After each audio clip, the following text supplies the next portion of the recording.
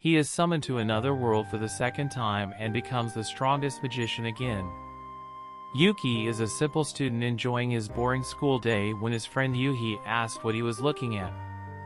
He tries to remind her that she shouldn't interact with him because people will start annoying rumors about them. But she doesn't care, they're simply childhood friends. She notices how he let his hair grow and asks if he wants her to cut it again. Yuki finally opens up a bit more and smiles at her, allowing her to do it and claiming she doesn't change. She smiles at him, happy that he accepted it, and tells her that they will always be friends. Yuki then looks outside and thinks about how the other world is doing. At that same moment, everyone sees the windows turn dark and a bring circle appears on the classroom floor. Everyone starts to panic, except for Yuki, who seems to understand what's going on.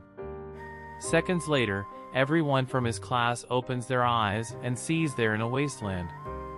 Yuki looks around and gets pretty hyped up because he knows where he is.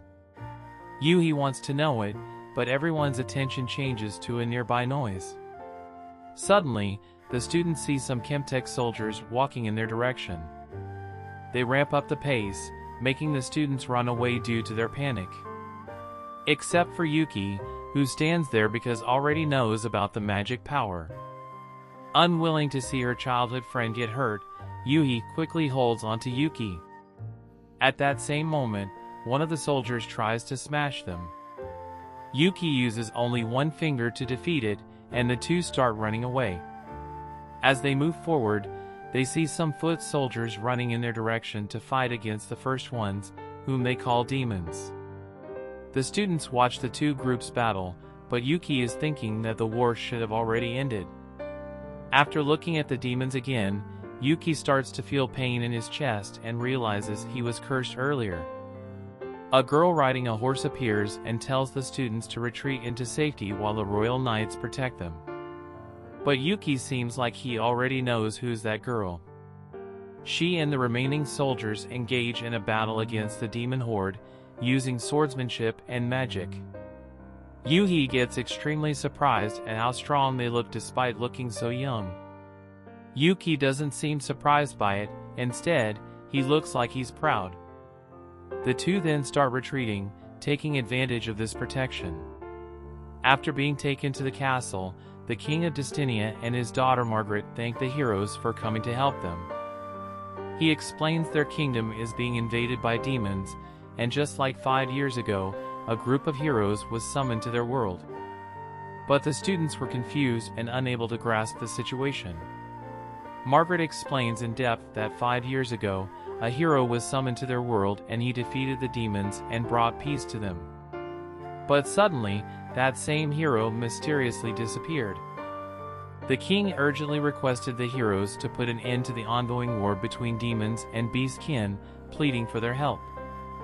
Every student was forced to learn and train their swordsmanship with Glane and magic with Elka.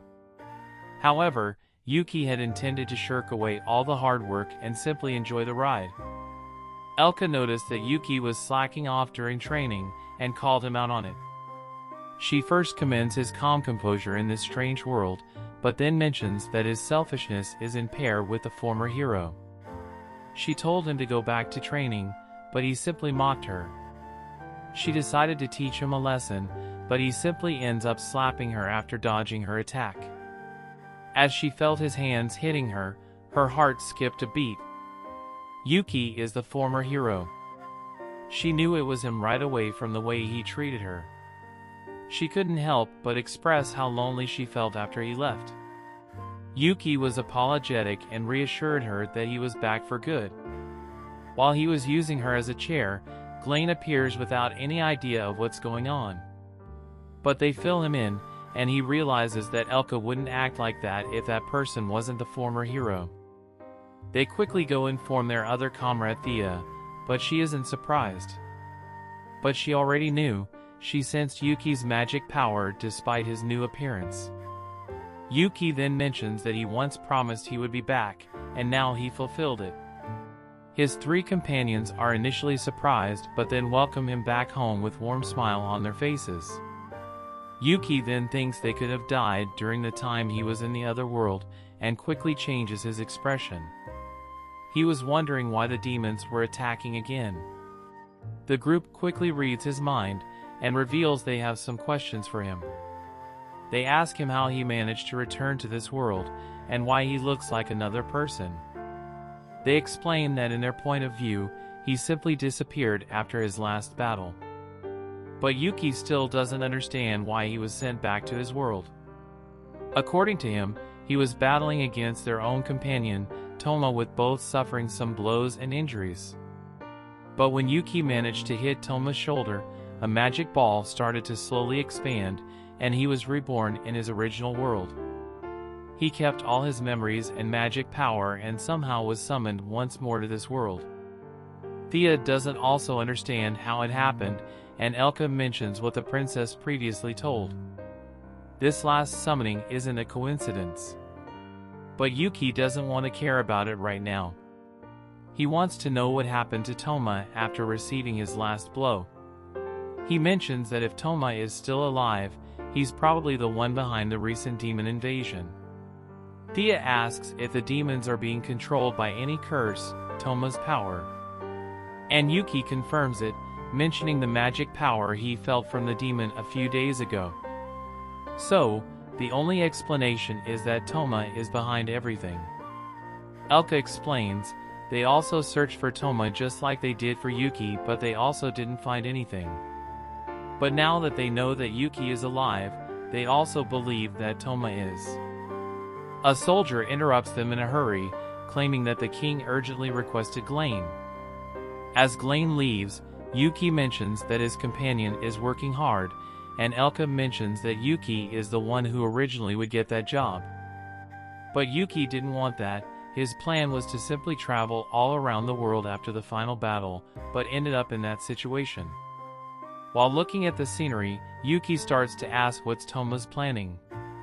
Inside the castle, the king complains that he should have never accepted a peace treaty 5 years ago, and decides to declare a full-fledged all-out war against the demons. But Glain tries to delay it because their emissary hasn't come back with the news after being sent to the demonic continent. The princess disagrees with him, mentioning that the demons are the ones who invaded them. And the heroes being summoned at the same time is more than proof that war is meant to be. The king goes back at it again, mentioning that he should have never believed the former hero to form a peace treaty. And further mentions that if he went missing, then it only means that they took the wrong decision. In the training grounds, Yuhi is practicing magic spells, as it seems that she has a natural talent for it. Yuki gets closer, congratulating her and mentioning she's talented. She thanks him, but he quickly notices there's something wrong with her. He asks what's wrong, and she asks if she's practicing to hurt people. And why should someone even go to war? Yuki knows the truth, and doesn't know how to answer it, as it might hurt her. But despite that feeling, she quickly recovers and tells that she will use her talent for magic to protect him. Later at night, Yuki's companions approach him to reveal the king's plans on starting the war. Glain managed to buy some time, mentioning the heroes would die in the first wave and needed more training. But Yuki has already reached his decision. He will go out and stop the war by himself again. He believes this war is just some stupid thing Toma is creating, and is the one who needs to stop him. The three smile at him, and start stating their desires to go with him on their old adventures. But Yuki refuses it, he needs to go alone. Plus, they cannot leave the castle and the students on their own. He also mentions that if Toma is the one instigating the war, then someone needs to stay in the castle because he will for sure attack it. And that's more than enough reason for them to stay and help the kingdom. But before leaving, Yuki needs one thing, his weapon. The group uses invisibility magic to sneak around the castle storage room.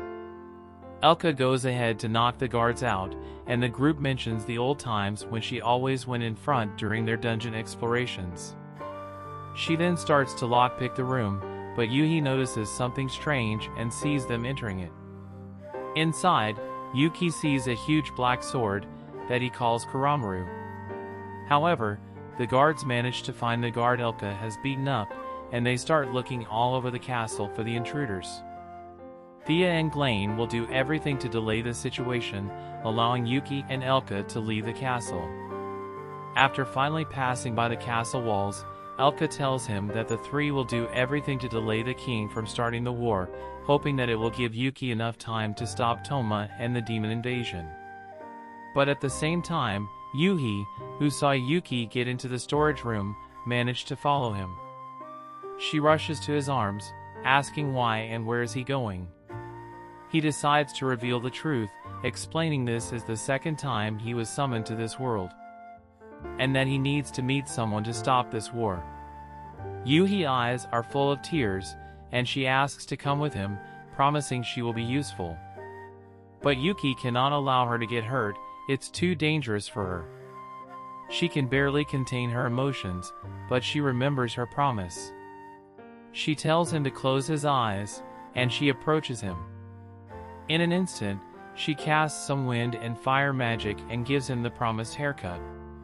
She toughens up, and with a smile, and promises again that she will become strong and protect him. He knuckles her forehead and tells her that if she dodges it the next time, then she will pass the test and accompany him.